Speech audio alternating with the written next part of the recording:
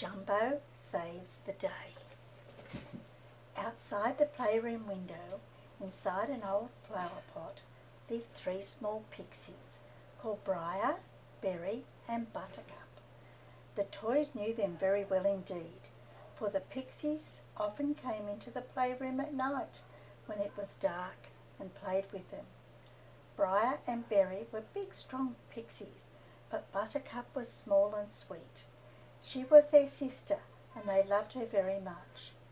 All the toys loved her too, and they let her ride on the wooden train and the big rocking horse as many times as she liked. Buttercup liked all the toys except Big Jumbo, the grey elephant. He had once trodden on her toe by accident, and now she was frightened of him. Jumbo was sad about this, because he liked Buttercup very much and was always longing to give her a ride on his back, but she never would ride on him, for he was too big and clumsy. The toys belonged to 2 children called Amy and Andrew, but lately the children hadn't bothered to play with their toys very often. Their Uncle Jim had given them something they liked better, 2 pairs of roller skates. You should have seen how the 2 children tore around and around on them. Goodness, they went like lightning. The toys were jealous of the roller skates. The children kept them in the toy cupboard, but every night the toys pushed them out. "They are nasty things," said the Clockwork Clown, giving the skates a push. "I don't know why the children like them better than they like us. Get out of the toy cupboard, you ugly things. You don't belong in here." Then bump, bump, out they would tumble onto the floor. The 4 skates. They weren't alive, so they didn't mind one way or another. But the children were always puzzled to know how their skates fell out of the toy cupboard so often. So every night the toys were glad when the 3 pixies came to join them. "It's nice to have someone to play with," said the teddy bear. "The children hardly ever take notice of us now." Then one night Berry and Briar came in through the window in a great hurry, looking as scared as can be. "Toys, toys, whatever shall we do? 6 naughty red goblins came tonight and stole away Buttercup, our little pixie sister. Oh, whatever shall we do?" The toys turned pale with fright. Even the teddy bear, who was the bravest of them all, looked quite white, so you can guess how frightened they all were. No one liked red goblins. They were very naughty and liked nothing better than to play nasty tricks on people. They had once poured glue all over the playroom windowsill in a hope that one of the toys would get stuck there. Another time they had stolen pieces of the children's jigsaw so that none of them could be finished completely, and now they had taken away Buttercup, whatever could be done. "They'll have taken her back to Goblin Land," said the panda. "It's a long, long way from here." "Well, you can't ask me to go after them," said the Clockwork Train in a hurry. "I can only run on my rails." Look at them, they're all trying to decide what to do next. "And I've lost my key," said the Clockwork Motor Car. "I can't go." "Nobody wants to go," wailed the 2 pixies sorrowfully. "Poor Buttercup, she'll never come back again." Then the big elephant Jumbo spoke up in his deep voice. "I will go and chase those goblins," he said. "I am not afraid." "Dear Jumbo," cried all the toys together, "what a kind, brave elephant you are, but you are too slow and clumsy. It would take you ages to get there." "Ah, but I've got a splendid idea," said Jumbo. "I want you to strap those roller skates onto my big feet. Then, if you'll help me to practice, I shall go like the wind, roller skating down the paths to Goblin Land." "Well, what an idea! Did you ever hear anything like it?" An elephant on roller skates? Anyway, you should have seen how the toys and the two pixies clapped their hands when they heard what Jumbo had said. They thought it was the best idea they'd ever heard. "Quick, get the roller skates," cried Berry. "Where are they?" cried Briar.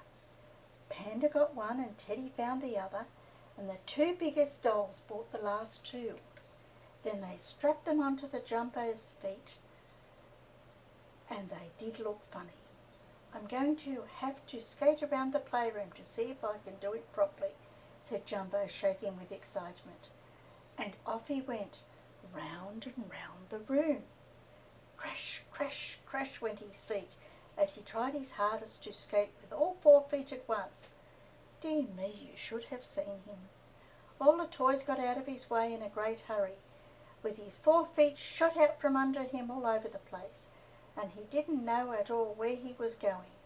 He knocked over the clockwork clown flat on his nose and ran over the teddy bear's big toe. Goodness, it was such a sight to see. Oh, look at them, they're all falling everywhere. "Steady on, Jumbo," called Berry, jumping on it to a chair for safety. But as soon as he sat down, Jumbo bounced into the chair and sent it flying. Down fell poor Berry with a crash. Up he got and climbed up onto the window sill, feeling certain that Jumbo couldn't knock that down. After a little while, Jumbo began to skate much better. His leg went properly, and he found that he could skate around the nursery and back again without falling over once. He did feel proud. "Now I'm ready to go after Buttercup and the goblins," he said. "Jump up on my back and tell me the right way to go." So Berry and Briar jumped up onto his broad back and hung on tightly. Crash, crash, crash went the roller skates as Jumbo skated out of the room and down the passage that led to the garden. What a noise he made! It's a wonder he didn't wake up the whole house. Berry and Briar soon managed to unlock the back door, and the 3 of them slipped out into the garden. The moon was shining brightly as Jumbo went skating splendidly down the path. One of his feet slipped. He still had 3 others to help him, so he didn't fall over at all. He did go at a rate. Out of the lane he skated and over the hill until he came to an extra large rabbit hole, which was the entrance to Goblin Land. The streets of Goblin Land were very straight and smooth, so soon Jumbo found he could go even faster. Crash, crash, crash went his skates as he tore along faster than any motor car could possibly go. Berry and Briar soon lost their hats in the wind, and they snatched away as the wind snatched away their hats like greedy fingers. There they are," shouted Berry suddenly, so loudly he frightened Briar and nearly made him fall off Jumbo's back. They looked in front of them, and in the distance they saw a crowd of little red goblins riding yellow rocking horses. One of them held Buttercup tightly in his arms, whilst he shouted to his rocking horse to rock faster and faster through Goblin Land. Jumbo made a sound like a trumpet, "Woo!" and skated on faster than ever. The goblins heard a crash of his skates and looked back. When they saw Jumbo roller skating behind him, carrying Berry and Briar on his back, they could hardly believe their eyes. They shouted loudly to their rocking horses, go on, you must go faster still. Hurry, hurry, hurry." The rocking horses rocked away till it seemed as if they might tumble on their noses or tails. They went very fast indeed, but Jumbo went even faster as he skated. He could hardly see his legs moving, he went so quickly. "They're taking Buttercup to the deep green cave," cried Berry suddenly. "Oh dear, catch them before they get there, Jumbo, or we shall never see our dear little sister again." Sure enough, they were heading straight for the deep green cave, the place where all goblins' nastiest magic is made. Jumbo skated even faster to get there before the goblins did, and he got there with only a single second to spare. Now Lucky Jumbo was so big that he easily blocked the entrance to the cave. And as the first goblin came rocking towards him, Jumbo scooped him up in his trunk and popped him up into a tree, left him dangling there in the branches.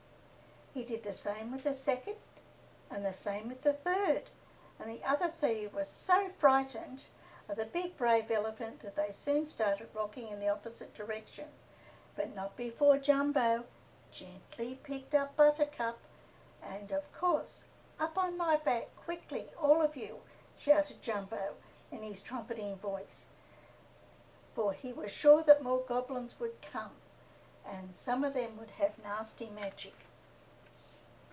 Berry jumped up. Then it was Buttercup's turn. She had quite forgotten that she had said she would never ride on Jumbo's back, so she got up as quickly as ever she could, and Briar followed her close behind. Then back Jumbo went through Goblin Land, skating as fast as his 4 legs would carry him, long before the red goblins came running after them. Jumbo was out of sight, crashing along on his 4 roller skates.